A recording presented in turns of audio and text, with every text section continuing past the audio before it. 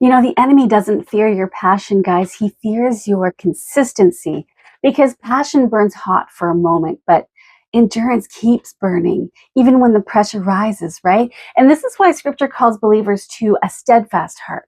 Psalm 57:7 says, "My heart is steadfast, O God. My heart is steadfast. I will sing and give praise." Right? A steadfast heart is a heart that refuses to be moved by pressure, by fear, or by whatever circumstance you're going through, right?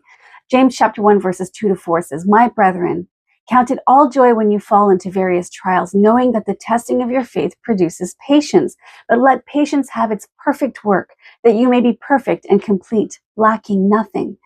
Trials don't always have to just expose your weakness, right?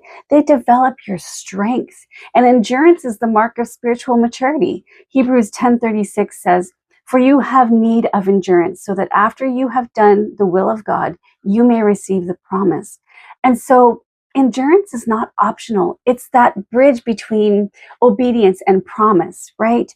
Galatians 6:9 says, "And let us not grow weary while doing good, for in due season we shall reap if we do not lose heart."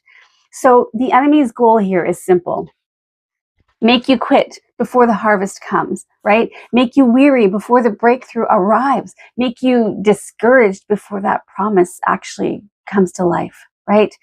So the kingdom of heaven calls us to something higher. It calls us to stay ready, stay faithful, stay rooted in God, right? Because the enemy cannot defeat a believer who refuses to be moved, right? This is why Jesus said in Matthew 24:13, "But he who endures to the end shall be saved." Endurance is the evidence of a prepared, anchored heart, right?